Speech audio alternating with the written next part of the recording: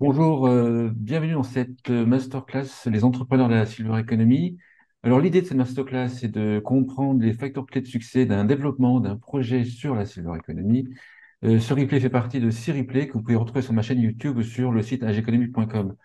Aujourd'hui, nous recevons Fabrice Provin, qui est le président de Relais du Bien-être. Bonjour Fabrice. Bonjour Frédéric. Est-ce que peut-être te présenter, parce que ton parcours est important, et ensuite peut-être on va parler de Relais du Bien-être. Ok, donc c'est vrai que je suis plutôt connu sur mon ancienne activité qui a été la création et le développement d'Âge d'Or Service, société que j'ai créée donc en 1990, donc il y a eu plus de 30 ans, il y a quelques années maintenant déjà. Et donc c'était la première société privée d'aide à domicile. euh, qui prévoyait essentiellement l'accompagnement des personnes âgées pour éviter leur solitude et leur isolement. Et puis depuis 2015, je développe un concept euh, sous la marque Relais du Bien-être, qui est un concept de séjour de prévention à destination de publics fragilisés par des épreuves de vie comme le deuil, comme le cancer, comme la situation d'aidance. Voilà, entre autres. Alors, pour rigoler, en fait, ceux qui me supportent, en fait, c'est de sa faute, en fait. Ceux qui me supportent et qui m'apprécient pas sur la Silver Economy, c'est la faute de papa Fabrice. J'avais rencontré Fabrice en 98. Moi, je travaillais dans l'impression 3 dimensions. Et je vois Fabrice qui était passionné par les seniors. Et moi, je rentre chez moi, je me dis, mince, c'est dingue. Je suis pas, j'aime bien mon boulot, mais je suis pas aussi passionné. Et c'est cette rencontre qui m'a fait m'intéresser aux seniors. Voilà. Donc, on va rendre César ce qu'il y a à César. Donc, ceux qui m'apprécient, c'est grâce à Fabrice. Et ceux qui m'apprécient pas, bah, c'est à cause de Fabrice. À cause, Fabrice. Voilà. Les séjours, relais du bien-être, tu peux expliquer quel type de séjour, pour qui, puis dans quel environnement ensuite? Oui, donc les séjours, c'est des séjours donc vraiment de prévention, hein. L'idée c'est d'être utile et agréable. Donc ils sont utiles parce qu'en fait ils prévoient un cheminement pendant la durée du séjour, hein. Le séjour qui va avoir lieu entre 3 et 5 jours, hein, ça dépend des thèmes, sans rentrer dans les détails. Et donc en fait en fonction des thèmes, on va cheminer sur le résultat final qui est des projets de vie en fait, hein. L'idée c'est que mettons en exemple, hein, pour quelqu'un qui est touché par le cancer, qui est en fin de traitement, elle puisse non pas se projeter sur simplement des examens, des contrôles, hein, c'est ce qui est souvent dit dans nos séjours, et plutôt de dire bah oui mais dans 3 mois, dans 6 mois, j'ai envie de voyager et faire en sorte de programmer ce projet. Donc, c'est vraiment des séjours qui ont une utilité. Donc, intervenante principale avec des sophrologues, en tout cas une ou un sophrologue. Il y a de la gym adaptée, il y a des soins individuels comme de la réflexologie plantaire, il peut y avoir de la socio-esthéticienne, il y a des nutritionnistes. Voilà, et tout ça, c'est une chronologie qui est aujourd'hui rodé, hein. Les personnes arrivent le dimanche, repartent bah, soit le mercredi, soit le vendredi en fonction des séjours. Et voilà, et c'est des séjours c'est notre signature, ils sont uniquement organisés dans des lieux et des demeures historiques, parce qu'on a pris conscience que nos demeures historiques, qu'on affectionne tout particulièrement en France, pouvaient être utiles pour ces publics fragilisés, pour ces seniors, pour la plupart d'entre eux, puisque c'était des lieux de ressourcement et de lâcher prise. Donc, on a des personnes qui arrivent en disant je ne parlerai pas, je suis hermétique, voilà, les groupes de parole, ça m'intéresse pas et tout. Et puis là, peut-être un enchantement, peut-être quand même la qualité de l'intervenant, mais les gens vont s'ouvrir plus. Ils sont coucounés pendant quelques jours dans un bel endroit qui n'est pas simplement des lieux, c'est pas des palaces non plus, hein, c'est pas du luxe, mais c'est quelque chose qu'on n'a pas l'habitude d'avoir, de vivre. Et donc ça a été vraiment, c'est vraiment notre signature. Et aujourd'hui, on l'explique pourquoi on est dans les demeures historiques. Et les séjours durent combien de temps? Donc, 3 jours pour les aidants familiaux parce qu'il y a des difficultés pour souvent trouver des solutions pour l'aider. Donc, en tout cas, comme les aidants le séjour des aidants familiaux est assez récent, il date de fin 2021. Et là, on est en train de se rendre compte que les gens qui viennent une première fois nous disent à la fin déjà, bah, c'est trop court. Et puis deux, bah, si un jour j'ai la chance de pouvoir revenir, bah, je m'organiserai pour rester 1 ou 2 jours de plus. Donc ça, c'est un point intéressant. Et ensuite, les séjours, c'est plutôt 4 jours. Et exception faite pour le cancer, c'est 5 jours. Sinon, tous les autres séjours, c'est 4 jours. Euh, Comment est-ce que les personnes viennent? Est-ce que les personnes payent leur séjour? Comment ça fonctionne dans l'écosystème? Donc l'écosystème est donc ça fait partie de nos valeurs. Depuis 2015, aucun bénéficiaire ne finance son séjour. On considère qu'on rentre dans le cadre de politique de santé publique et on se démène. Alors c'est un service complet pour nous, hein. On a souvent plusieurs financements pour un même séjour. Les personnes donc viendront pour ta première question. Ils vont venir soit identifiés déjà par le financeur lui-même, le cas typiquement d'une caisse de retraite qui souhaite que ses ressortissants puissent faire un séjour sur l'accompagnement du deuil. Donc, il connaît ses ressortissants, il connaît la date du veuvage, donc il va pouvoir leur écrire. Et puis, plus difficile sur le cancer ou encore plus sur les aidants familiaux. Aujourd'hui, il n'y a pas véritablement un fichier hein, des aidants familiaux. Ils sont éparpillés dans des associations militantes, sur les plateformes de répit. Et donc là, on va passer des accords avec ce qu'on appelle, nous, des partenaires prescripteurs de type France Alzheimer et toutes les autres associations militantes, les plateformes de répit, le corps médical qui, de plus en plus, bah, soutiennent nos initiatives et vont nous envoyer des personnes qui sont en situation de fragilité. Donc voilà, et tout ça après, quand on a identifié la personne, on va regarder en fonction bah, de sa caisse de retraite, de sa mutuelle et autres. On va mettre en place pour elle donc les solutions pour qu'elle ne finance pas son séjour. Comme en fait, il y a beaucoup de combinaisons, j'imagine, entre les prescripteurs, les financeurs, les personnes et les lieux géographiques. Si moi j'habite Nancy, par exemple, et que je suis intéressé par un séjour d'aidant, comment ça va se passer pour moi? T'attends que le séjour soit rempli? Enfin, comment tu l'organises? Oui, alors c'est ça qui est très particulier, qui fait un peu office de notre innovation, c'est que au moment où tu vas m'appeler pour dire je suis aidant, j'aurais besoin de prendre du recul, je voudrais faire un séjour, à ce moment-là, il est peut-être pas encore programmé. Et donc c'est en fait une ou deux demandes dans un lieu qui va nous enclencher le séjour, puisque qui est intéressant, c'est que nos séjours sont à taille humaine. Pour le séjour des aidants, par exemple, comme il faut trouver souvent des solutions pour l'aider, on fait par groupe de 5. Et donc, ça permet en fait de créer un lien social avec ce groupe et de créer le séjour quand le groupe est constitué, ce qui n'est pas trop compliqué, pas trop hein, compliqué pour nous de faire le séjour. Donc en fait, c'est ça qui est intéressant, c'est ce qui personnalise notre concept en fait. Et puis il faut rajouter, après, il faut que le lieu soit disponible. Donc j'imagine que vous avez plusieurs lieux, de façon à pouvoir héberger plusieurs séminaires. Si en fait il y a prescripteur, financeur, les personnes, lieu géographique et le lieu qui va recevoir. Voilà, c'est l'alchimie de tout ça. Et comme on dit un peu familièrement, parfois c'est un peu rock'n'roll, hein, parce qu'à un moment donné, c'est quand même la date du séjour qui va quand même nous enclencher enfin, les premiers potentiels demandes qui vont nous dire, bon, bah là, ça y est, on a deux, trois demandes à tel endroit, on bloque une date. Alors, on la bloque comme il y a des problématiques pour trouver des solutions pour l'aider, hein, hébergement temporaire, tout ça, on n'invente pas les solutions, hein, c'est déjà existant.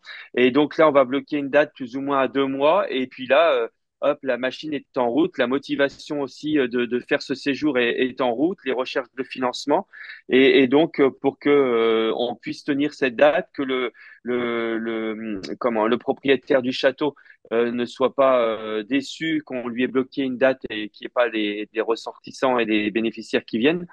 Donc voilà, c'est une alchimie de tout ça en fait. Qui finance? Qui sont les financeurs? Donc les plus gros financeurs aujourd'hui, c'est comment les caisses de retraite complémentaires. qui sont adhérentes à la GIRCARCO. Euh, c'est les départements dans le cadre donc du service, ce qu'on appelle le service de l'autonomie, le service qui gère aussi l'APA. Donc, mais c'est pas un financement à part, attention, c'est donc des financements à part. Peut-être que l'APA va financer la solution pour l'aider. Ça, c'est souvent le cas.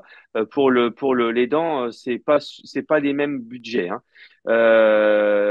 Ensuite, on a l'ANCV qui est un partenaire national aujourd'hui.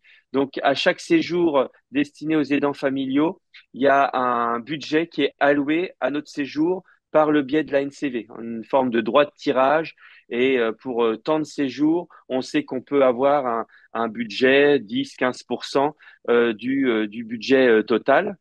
Certains CCAS, donc comme je disais aussi des mutuelles, et j'en oublie la CARSAT, la CARSAT. Alors pas dans tous les endroits pour l'instant malheureusement, mais dans certains endroits la CARSAT nous soutient, Nord-Est, Sud-Est, très dynamique.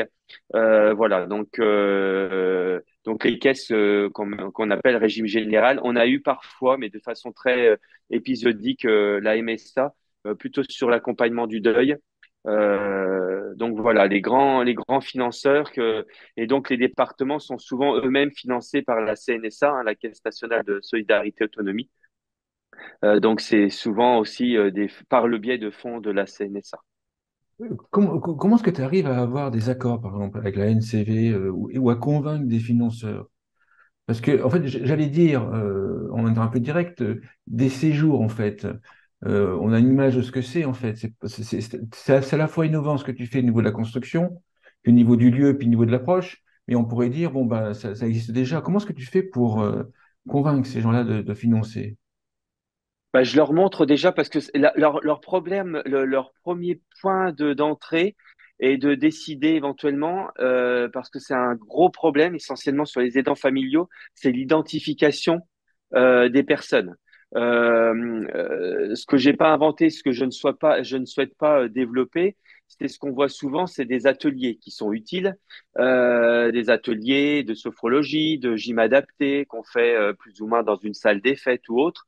Et le retour aujourd'hui, eh bien, c'est qu'il n'y a pas beaucoup de monde. On l'entend souvent. Bien, ouais. Voilà, on se dit bah, comment mobiliser les troupes, si je puis dire. Et là, donc, c'est la première question. Et moi, je leur dis déjà, vous ne financez le séjour que s'il est vraiment fait. Ce qui n'est pas toujours le cas d'ateliers qui sont souvent financés par le biais de subventions, donc ils sont déjà versés aux structures associatives, donc c'est D'accord. différent, et après on fait les comptes. Donc là, on va, on va accorder une ligne budgétaire, mais elle sera vraiment comment utilisée que si le séjour existe. Et là, c'est l'intérêt qu'ont nos financeurs aujourd'hui. Et c'est ce qu'on entend, c'est de dire, bah, avec Relais du Bien-être, on finance des séjours qui vont être réellement utilisés et dont le besoin est réel. Et c'est ça l'innovation de Relais du Bien-être, c'est qu'on répond à une attente non satisfaite ou mal satisfaite de ces séjours pour une partie, je dis bien pour une partie des personnes qui ne veulent pas aller trop loin, qui veulent pas abandonner trop longtemps leur aidé, qui veulent être en intimité parce qu'ils sont pudiques à l'issue de leur vie et ils se sont renfermés et d'un seul coup ils vont se retrouver dans des lieux de vacances à des dizaines de personnes. Voilà, c'est un public bien spécifique qui est nombreux et voilà, et ça plaît aux financeurs parce que en fait, on sort de l'ordinaire, quoi. On n'est pas dans un catalogue où on va choisir une semaine de vacances. C'est un autre public, c'est un autre service. Et là, pour le coup, ça marque vraiment l'histoire des personnes qui viennent dans nos séjours. Les intérêts des financeurs, par exemple, les départements, euh, c'est quoi leur bénéfice aux départements? Eh ben, je vais citer, j'en ai eu qu'un pour l'instant qui m'a dit ça, mais ça répond vraiment à ta question. J'ai notre président de département, le président de l'Aube, Philippe Richery, qui, quand je lui ai présenté les séjours, m'a dit c'est une vraie richesse pour le département. Donc je lui ai dit, mais ça veut dire quoi pour vous une vraie richesse? Il m'a dit Mhm. deux choses. Humainement, il y a pas de discussion. Ça marque la vie de la personne. Elle reparle, mais des années après, de son séjour au château, de sa belle chambre, etc. Donc, c'est marqué à vie. Ce qui pourrait être le cas de nous en tant qu'actifs, quand on va dans un endroit, on prépare notre déplacement, on prépare le voyage, et après on en reparle. Eh bien là, c'est la même chose, surtout que pour ces personnes-là, c'est pas une habitude du tout, hein. Petite parenthèse, on a quand même dans les aidants des gens qui ne sont pas partis depuis 10 ans, qui n'ont pas voyagé, qui n'ont se sont pas, quand je parle de voyage, même d'un déplacement depuis 10 ans. Donc, si tu veux, le premier point, c'est humainement, ça marque l'histoire, c'est vraiment un intérêt. Donc, pour ceux qui financent, c'est de dire, bah voilà, je vais avoir une utilité de mon financement. Et il m'a dit clairement que, et là on revient sur la prévention, on aura sûrement à en reparler, mais pour lui, il dit que c'est potentiellement en prévision d'éviter de l'appât, d'éviter des gens qui deviennent dépendants trop vite, qui deviennent trop vite malades, hein. On sait que 40% des aidants vont vivre une maladie, voire un décès avant le départ de l'aider, L'aider. hein, c'est pas, hein. Mhm. Donc voilà, dans les grandes lignes. Après, il y a beaucoup d'intérêts. Il y a l'intérêt aussi il y a quand même des fonds qui sont fléchés. Et donc là, on retrouve l'utilité de ces fonds sur des projets très tangibles, en fait. J'ai employé un gros mot. Comment est-ce que tu mesures j'allais dire le ROI, c'est pas le bon terme, mais c'est ce que je veux dire, enfin, le mesure les Mm. bénéfices par rapport à la somme investie du financeur. Ouais. Alors, Déjà, en, déjà, en est-ce, deux, déjà, est-ce qu'ils réfléchissent comme ça, en fait? alors oui, aujourd'hui. Alors, ils réfléchissent pour faire ça. Mais si tu veux, aujourd'hui, on est, à mon avis, encore dans les débuts. Les D'accord. débuts, hein, voilà. Par contre, nous, on fait une chose depuis toujours, ce qui est un peu comme une sorte de séminaire formation, hein. Ils viennent pendant 3 jours, 4 jours, 5 jours. À l'issue, on fait une évaluation à chaud. Ah, ça, c'est le minimum. Donc ça, on le fait depuis toujours. Donc là, on a les ressentis à chaud des personnes. Et depuis quelques mois, on a mis en place ce qu'on appelle aujourd'hui les mesures d'impact social, les MIS. Et c'est très récent puisque en fait un groupe de protection sociale nous a gentiment financé la mise en place du fonctionnement, qui est quand même assez lourd, hein. Ça veut dire que derrière il faut rappeler les personnes, il faut surtout les travailler après. C'est pas simplement de faire une liste de gens qu'on appelle. Après, il faut créer des camemberts, des pourcentages. Et ça, on a commencé à le faire depuis, on va dire, quand même une petite année. Et on mesure l'impact sur en gros, hein, pour pas alourdir nos échanges, sur le lien social. Ça, c'est très intéressant. Ça revient tout le temps de nos financeurs. Est-ce que les personnes vont garder un lien avec le groupe, une ou plusieurs personnes? Donc ça fait partie des mesures d'impact. Et surtout, est-ce qu'ils vont recréer des liens? Et en fait, on a les deux, hein. Ils reviennent à 70%, donc c'est pas rien. 70% des personnes qui se sont constituées dans ce groupe-là vont garder un lien avec une ou plusieurs personnes, et des liens qui vont aller jusqu'à l'amitié, hein. C'est-à-dire que on a trouvé des affinités de par déjà des pathologies, des problèmes. Et alors, c'est ça qui est important et qui est un plus pour le financeur, c'est comme nos séjours sont de proximité, les personnes peuvent potentiellement se revoir. À la différence d'un C'est ce que j'allais te voyage, poser comme question. J'allais te poser bah la oui, question. Mm. un voyage qui est super, on le vit nous aussi. On va, peu importe, en Tunisie, on va trouver des gens avec qui on s'entend bien, on va s'échanger nos mails. Et puis, comme on se dit, allez, on va se revoir. Et malheureusement, on a 9 chances sur 10 pour pas se revoir parce que ces gens-là habitent à Marseille quand on habite à Lille. Donc là, en tout cas, on se donne toutes les chances pour se revoir. Et ça, c'est important et ça marche du coup. La question suivante. Donc là, à chaque fois, le financement est un peu adapté, spécifique à la personne ou au séjour. Tu travailles avec des acteurs locaux. Euh, les politiques peuvent être différentes entre différentes CARSAT. Est-ce que ça serait pas, alors la question est un peu évidente, mais est-ce que ça serait pas mieux d'avoir des accords nationaux, en fait? Et comment est-ce que tu imagines ces accords nationaux? Parce qu'en fait, le phénomène de l'aspect financement, beaucoup d'entreprises à Silver Economy ont la même difficulté. C'est-à-dire qu'en fait, à Strasbourg, ils sont financés, à Toulouse, ils ne sont pas financés, ou pas sur le même sujet. Est-ce qu'il n'y a pas quelque chose à faire au niveau national? Alors déjà, là, on prouve, on a dupliqué à plusieurs endroits, ça marche. Donc, on a dupliqué le concept du lieu, des intervenants locaux. Hein. Faut aussi, on n'en a pas parlé, mais les intervenants, sophrologues, nutritionnistes ne viennent pas de Paris, puis ils arrivent et puis ils repartent. C'est des gens aussi qu'on peut recontacter, voire même revoir. Donc ça, c'est un point important. Le concept est duplicable. Et en fait, aujourd'hui, peut-être à la différence de certaines sociétés en Silver Eco, bien que ça soit souvent des projets à envergure au minimum national, c'est qu'aujourd'hui, on considère qu'on a un service universel. Alors, un service de droit commun, hein, c'est-à-dire vraiment d'éviter l'épuisement de certains de nos bénéficiaires, que ce soit des aidants, mais également des personnes qui sont en deuil ou qui ont un cancer. Et donc, en fait, il y a aujourd'hui une possibilité de trouver des financements nationaux. Et je te rejoins, aujourd'hui, ça paraît inéquitable. Alors, on sait que ça existe déjà, hein, l'inéquité en France, mais c'est quand même incroyable que dans une région, on soit soutenu par une CARSAT et pas par une autre pour des décisions politiques qui ne correspondent pas au service. C'est ça qui est fou, hein. C'est-à-dire qu'en fait, on peut le dire, on a eu déjà bien sûr des refus. On a des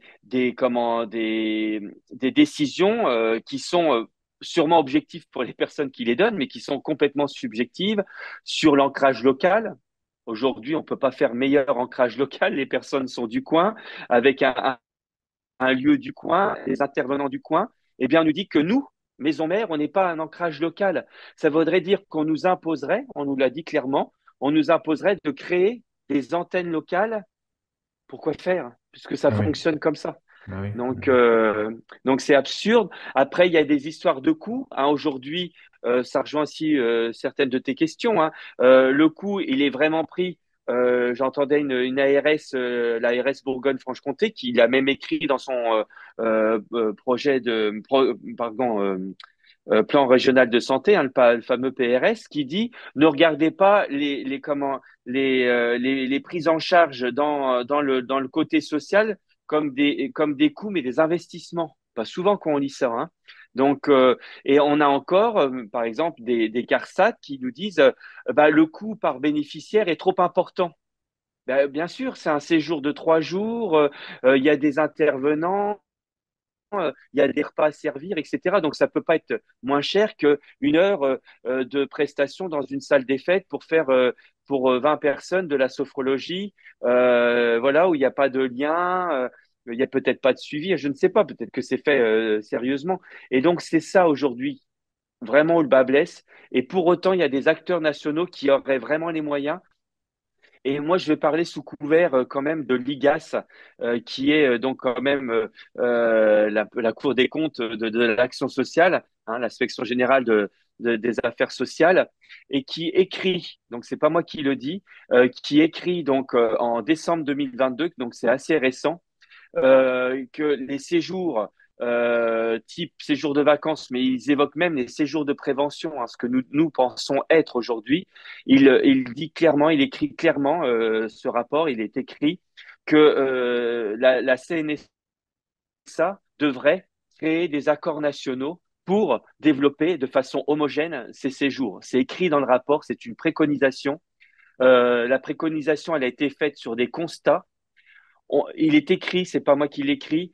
Il y a eu des fonds qui ont été dédiés par des ARS. Pareil, les ARS aujourd'hui, il faut passer par chaque ARS. Il y en a 12, enfin, il y a par région. Il est écrit dans le rapport de l'IGAS qu'il y a une ARS qui n'a pas été citée, qui a utilisé 20% du budget qui a été fléché. 20%. C'est-à-dire que 80% du budget n'a pas été utilisé pour ce fléchage des séjours de prévention. C'est quand même Et moi, aujourd'hui, je vais voir des ARS. On me dit, ah bah non, c'est pas nous, hein. Nous, on a tout utilisé. Donc, je n'ai pas trouvé encore l'ARS qui n'avait pas utilisé ces 80%. Je te cache pas que j'ai pourtant appelé toutes les ARS, donc il y en a bien une dans le lot. On a trois ARS qui sont très motrices dans notre projet.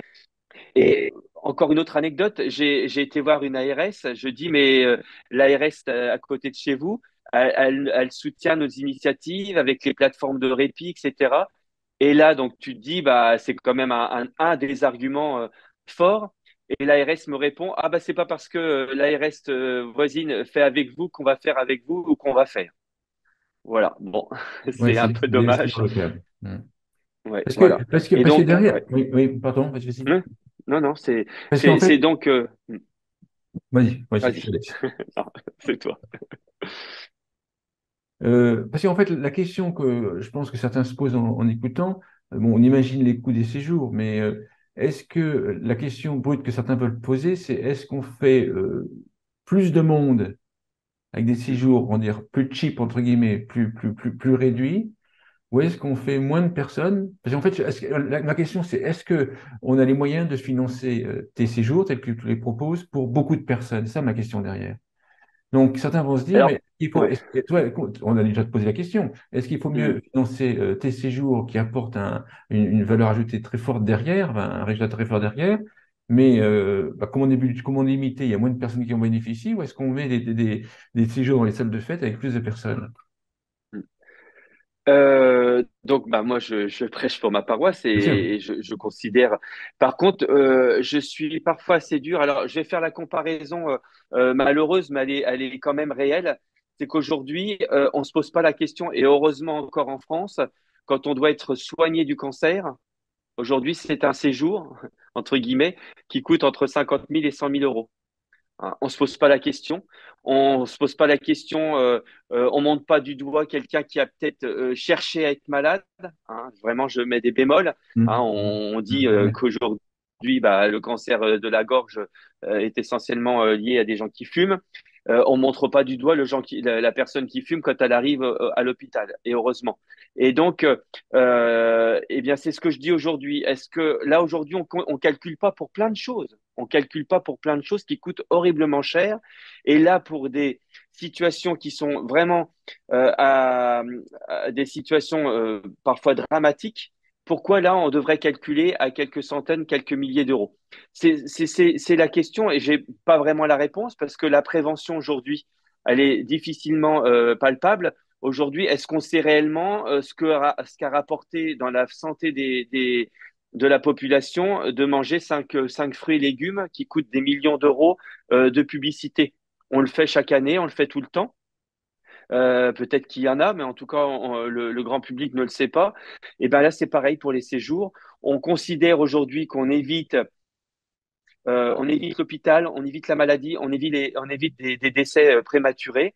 Et ben voilà, ça vaut ce prix-là quand il est justifié, bien entendu. Et les financeurs qui nous soutiennent aujourd'hui, qui sont quand même pas des moindres, les CARSAT, les caisses de retraite complémentaires, Agir Carco, les départements, c'est parce qu'ils ont valorisé le fait que c'était plus avantageux de faire cela que de faire que de donner des miettes ou pas ou de rien donner aussi, parce que ça peut être aussi une solution de rien donner. Hein, donc À t'écouter, en fait, quand tu avais créé l'âge d'or service, en fait, tu as fait bouger les lignes. Enfin, bon, bref, sur d'autres vidéos, même les gens peuvent lire sur ton histoire, en fait, qui est assez hallucinante. Tu as fait quand même bouger les lignes sur des lobbies, sur les financements, etc., des services d'aide à domicile, etc. Euh, Est-ce que tu vas utiliser ces mêmes énergies, enfin, ces mêmes techniques, en fait, pour débloquer, pareil, ce secteur, en fait? En t'écoutant, il y a aussi des lignes à faire bouger. Et la question que j'ai envie de poser, c'est comment est-ce que tu vas t'y prendre maintenant pour faire bouger les lignes? C'est des rencontres, c'est du lobby, c'est des passages dans les médias. Dans mon émission, je blague un peu, mais comment tu fais pour faire bouger les lignes? aujourd'hui, les lignes qui commencent à bouger, je te rejoins sur un des points, c'est le réseau.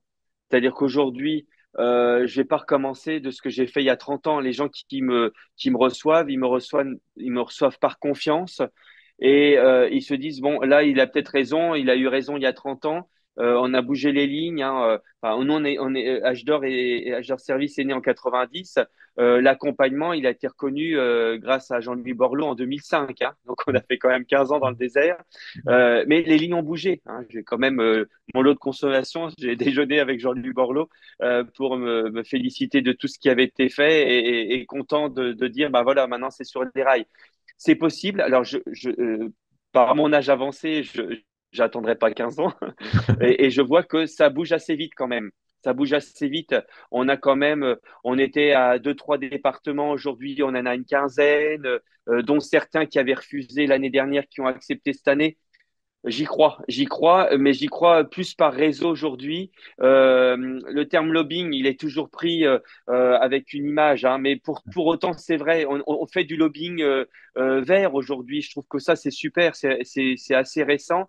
Et le lobbying vert, on peut rentrer dedans. Un lobbying vert, c'est sociétal, environnemental. Je pense qu'on a une raison d'être énorme sociétale qui fait que ben on peut être soutenu même si c'est une relation client-fournisseur par un cabinet de lobbying qui prendrait à bras le corps toutes ces problématiques qui sont en plus pas insurmontables. Aujourd'hui, les fonds sont fléchés, ils existent, les besoins ils sont identifiés. D'ailleurs, je reparle de l'IGAS, ils ont clairement identifié ces besoins de répit liés à la souffrance, à l'épuisement. Enfin, c'est très clairement dans leur dossier. On croirait qu'on parle de nous alors qu'ils ne nous connaissent pas à ce moment-là, ou en tout cas très peu. Donc, c'est moins compliqué. Je pense que l'âge d'or, où là, il y avait un corporatisme qui a été balayé dans les pubères, par rapport au taxi. Il y avait un corporatisme même de l'administration, hein, puisque j'arrivais en tant qu'entreprise, j'étais la seule et je me trouvais face à des associations énormes qui existent encore. Hein. Donc, si tu veux, je pense que on a plus de chances de réussir plus vite parce qu'il n'y a pas des corporatismes que l'on gêne aujourd'hui. On pourrait gêner les agences de voyage, mais bon, on est quand même très loin du sujet. Et puis, au niveau des financements, c'est des financeurs qui sont déjà dans cette habitude. C'est pas un impôt, je le dis souvent d'ailleurs aux bénéficiaires quand j'en ai certains qui sont, c'est même très touchant. Il y en a qui disent, oh là là, ça m'embête que ma caisse de retraite m'aide pour 3 jours, oh, je vais bien m'en sortir. Eh ben non, les caisses de retraite elles-mêmes, je les entends dire, c'est des fonds qui ont été collectés à un moment donné par nos retraites. C'est un pourcentage qui est mis de côté pour des moments difficiles. Eh ben, ces fonds-là, ils sont là, ils vont être fléchés sur des séjours de prévention.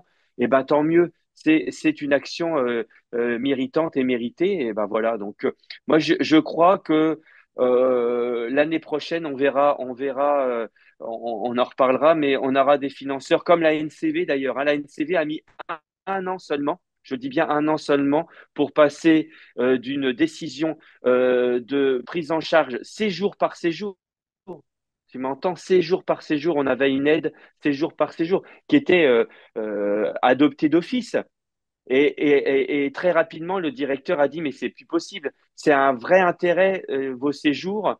La NCV, ils sont nés en 80 et quelques. Hein, donc d'entendre ça, ça a été pour nous un honneur. Et de dire, bah, dès l'année prochaine, on met en place un budget national et vous avez un droit de tirage et on fera les comptes et vous ne venez pas à chaque commission venir présenter vos séjours un par un, quoi.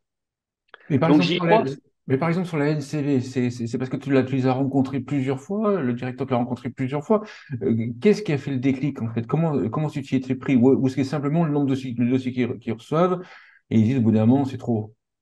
Non, voilà, il y a eu la conjonction des deux. Là, j'avais jamais réfléchi, mais là, je suis en train de me dire, en fait, il y a la conjonction de la réalité du terrain, donc qui existe, qu'on va faire remonter, et il y a une personne ou deux qui va prendre en compte la réalité du terrain. Je viens d'avoir encore la même chose, je fais la parenthèse, hier, sans citer hein, une caisse de retraite complémentaire qui m'écrit pour me dire, bah, vous nous avez évoqué le fait que tel papier était demandé et que c'était pas logique qu'on le demande. Eh bien, on vient de prendre conscience que oui. ce papier-là, il n'est pas à demander et on revoit notre procédure et on demandera plus ce papier. Et ben voilà, je suis tombé sur une personne et encore une autre qui est encore plus importante par rapport à ta question. On était en train de discuter avec une caisse de retraite complémentaire sur une problématique d'un dossier. Et la personne qui est vraiment au téléphone, qui s'occupe, alors c'est pas péjoratif, mais c'est la première, c'est le premier contact de la caisse de retraite complémentaire. Donc c'est la conseillère sociale qui prend les appels. Elle me dit, mais c'est super ce que vous faites. J'aimerais bien remonter ça à ma direction.